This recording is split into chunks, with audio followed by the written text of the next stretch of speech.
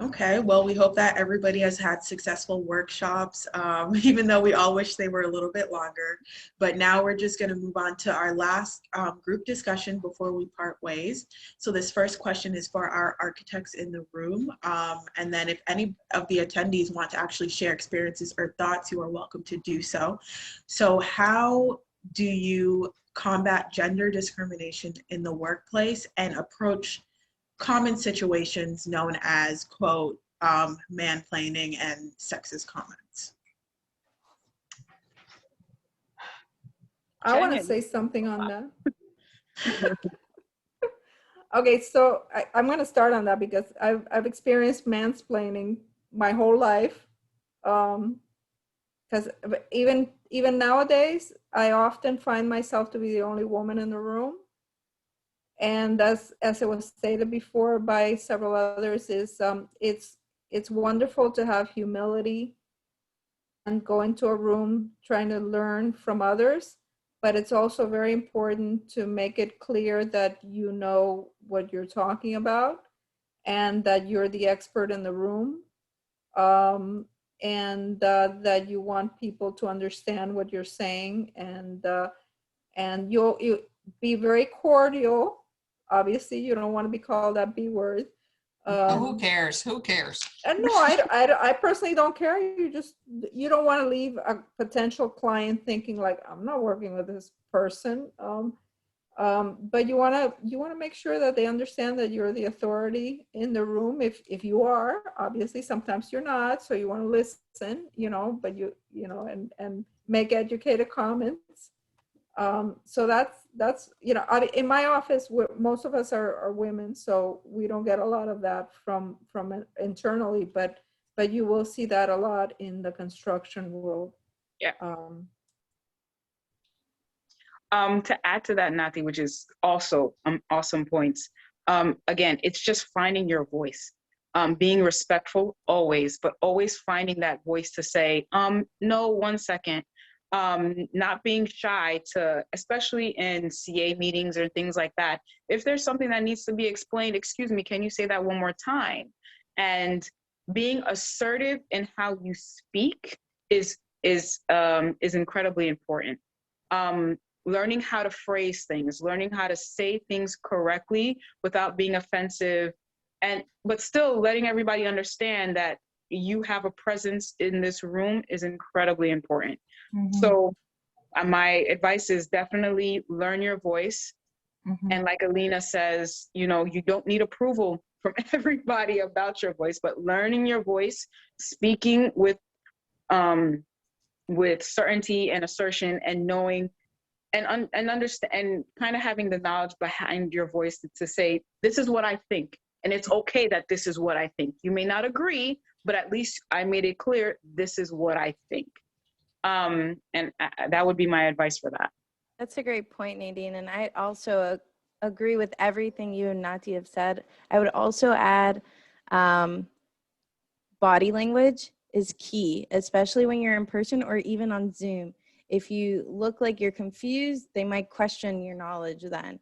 If you're hiding in the back, or you're even just sitting in the row back from the table, when we say be at the table, it actually is physically be at the table. It doesn't mean even if you're in the room, no. Get in early and just grab that seat. That's what I've had to do, that push my way in. And now I'm leading a design and I can say, oh, they go, Amanda, can you answer this question? And while I am the youngest person in the room, I then have to speak with authority and present myself as if I'm knowing things. And if I don't, I think somebody else mentioned it early, I'll get back to you. And I'll send you an email a little later when I know exactly what I want to say. I want to second you on sitting at the table. I've seen young women, we have a large meeting room, not everybody can sit at the table, there's a second row. I see them coming in, sitting in the second row while their seats at the table. And this is a minor thing, this is a staff meeting. And I tell them, get up and sit at the table. It's my role to train the young ladies never to sit in the back row when there's a seat available. Amanda, you're absolutely right. It's the way you put yourself out there. You may not talk, but you are saying, I'm at this table. Very, very important. Those Yeah, are I think those points are very important. The body language, the tone in your communication is very important. I think that a lot of women have the issue, and sometimes I do this too. You state a fact, but you state it as a question at the end. Yep. That tone of asking the question, try to consciously get it out of your system. It doesn't help. Men do not do it, and we don't need to do it. And it's speaking with that confidence that you do have that knowledge, and you don't need to ask a question at the end.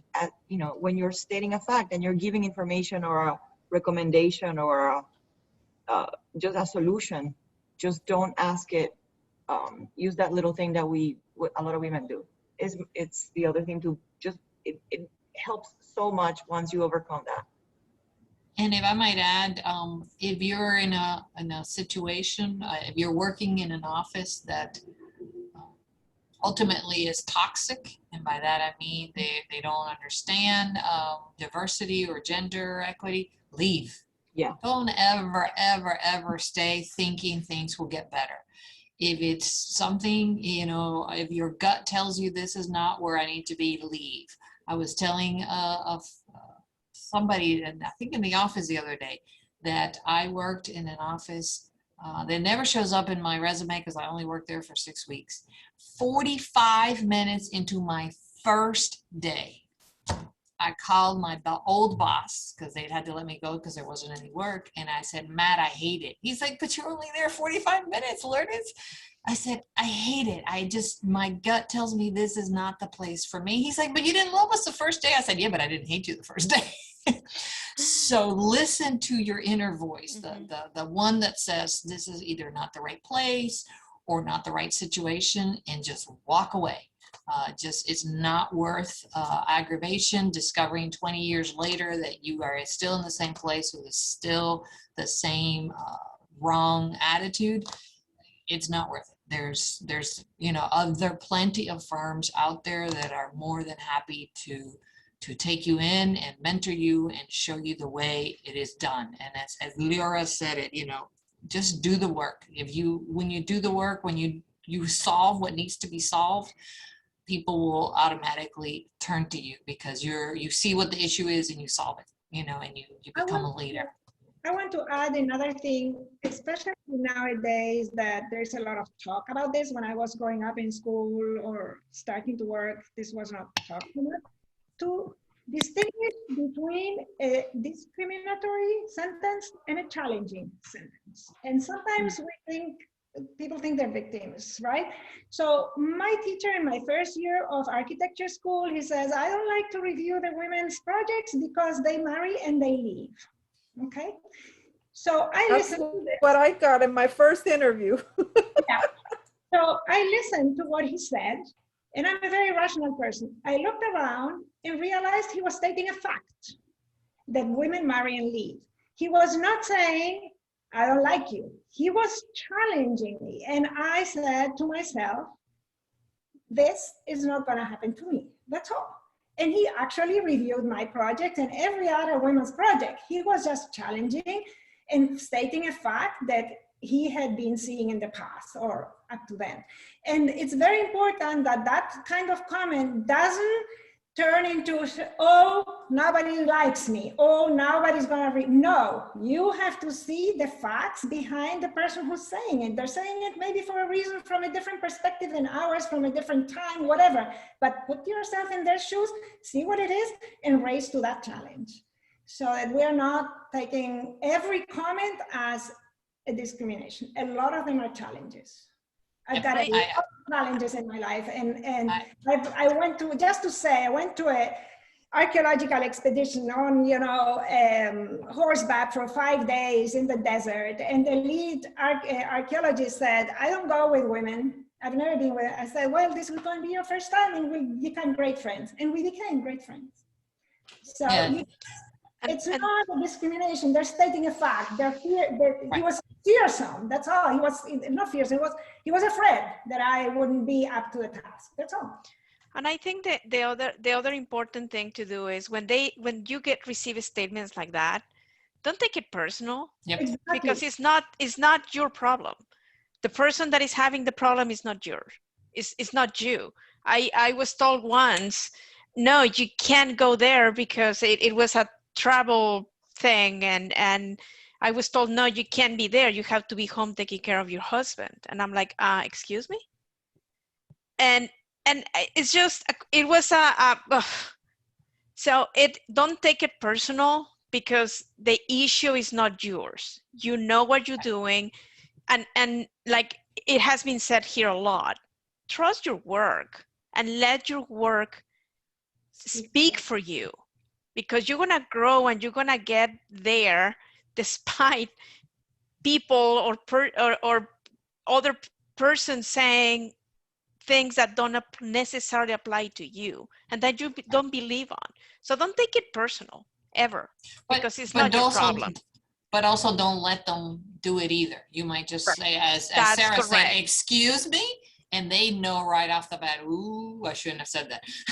Yes. I was in a room with the client, and he was, you know, it was a room full of people, and I was pregnant at the time, and he was just trying to be cutesy and say, hey, prego, or something like that.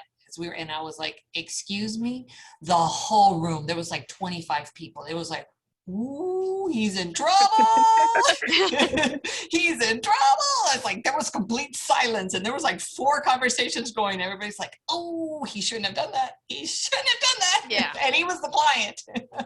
And all I had to say was, excuse me, and raise the eyebrow, and it was like, oh, no, I was just kidding, no problem.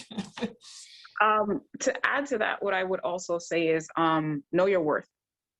Understand your value that you bring to a company, and understand your value that you bring to yourself, and hold yourself accountable to the value and standards that you have. Slide remarks and comments, you don't have to give them back.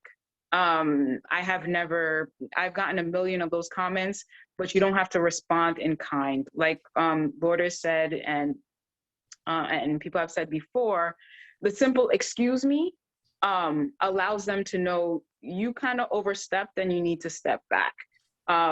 So that sometimes that works, but also you don't have to, I don't necessarily agree with everything, but you don't have to put yourself in a position where you constantly are bombarded with that, or you constantly feel that that's coming at you.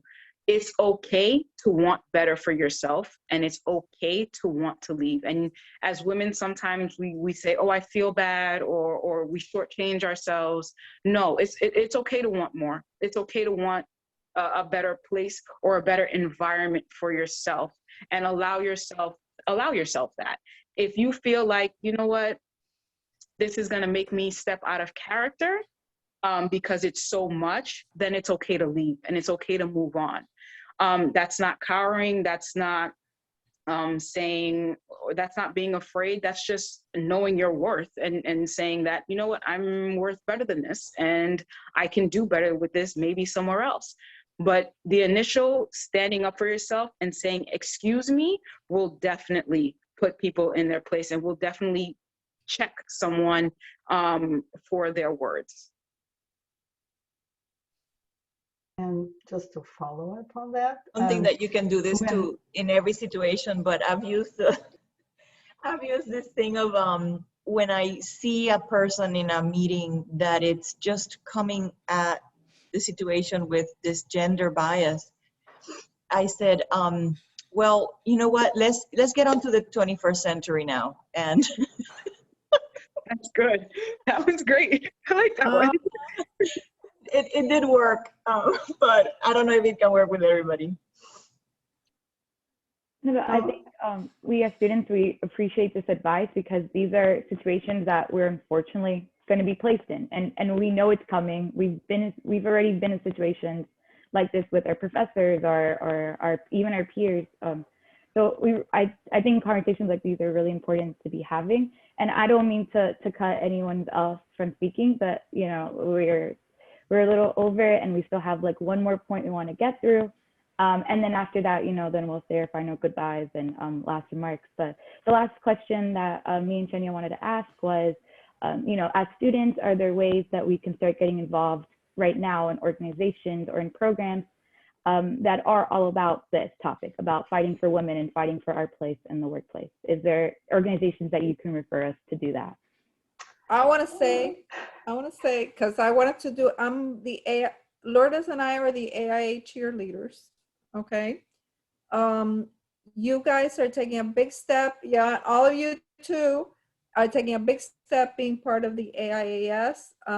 We want you guys to keep collaborating with us at AIA Miami, and as well as take part in AIA Florida programs, because I know those are there since I was, before I was president a couple of years ago. That puts you in a room with a lot of potential mentors and employers. And if you want to go national, I know that COVID is going to be over hopefully very soon, and that'll allow you to have that opportunity that you have not been able to have in the last year. So think about if you have missed opportunities before last March of 2020, and prepare yourself not to miss those opportunities starting this year and on. I'm going to say the AIA Florida convention is in Orlando this year in July, and hopefully a lot of people will be ready to be in a group setting through protection of COVID vaccines and masks and such. And I hope you guys take the chance to attend that and to take care of great, to take part in big, great programs that are going to be offered. And not only do it this year, do it next year, keep doing it in your professional life, because being part of your professional organization brings value to you and brings a sense of belonging and respect that is very important that you all participate in. So that's my 2 cents. I had to do my commercial, sorry. So anybody else that wants to say, please. Nati, I will follow that up as Vice President of NOMA. I want you, please join NOMA, join NOMAS. There's Stanley at FIU to reach out to. There's Nonye at UM to reach out to. Shenya, I know we can reach out to you, but join these groups. Like Nati said, they give you a support system. They give you a sense of belonging. And it goes a long way to make all these connections that you actually make within these groups. That helps a lot. You can bounce ideas off of different people, sometimes at least with NOMA and NOMAS in different states. These organizations, and sometimes these people, they look like you. You're in a room full of women because you need to see another woman, or you're in a room full of other minorities because you need to just see another minority for a little bit. You can vent in these areas. You can talk about the problems. So NOMA and NOMAS champion for them, in addition to AIA and AIAS. And I cannot highlight enough the importance of being members of other organizations. It's important that you don't feel you are alone on this one and on this professional growth or this journey of life. And it's having the organization and people that you can count on to bounce back ideas and to get the support is really, really important to keep moving ahead.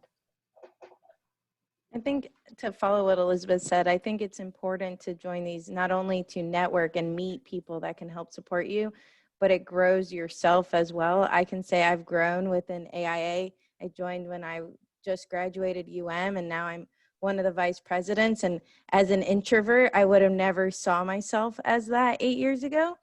And I think it's important because you have members like Nati, Lourdes, and Elizabeth pushing you to be better and grow. And what I always say to my fellow colleagues is, if you don't have the ability to lead something within your own project, lead and show that you can lead within an organization and showcase that you can do it. And then they will see it and say, okay, you're ready. Let's do this. And it just brings you to the next level.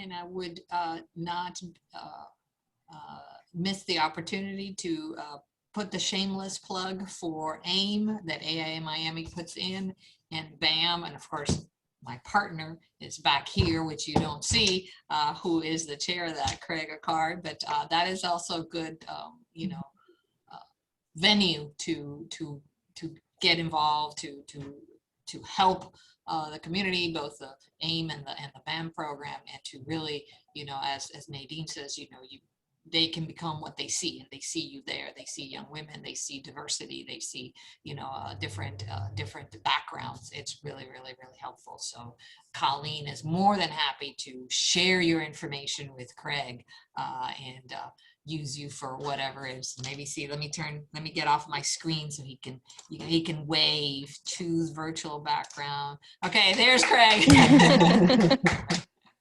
So for those of you that may not know, AIM is Architects in the Making and BAM is Black Architects in the Making. They are the summer programs organized by AIA Miami.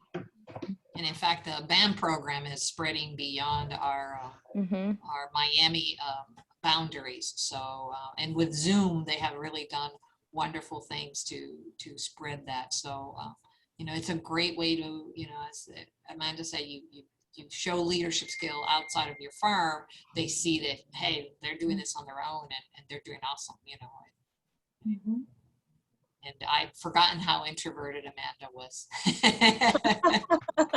Long time ago. Long time ago.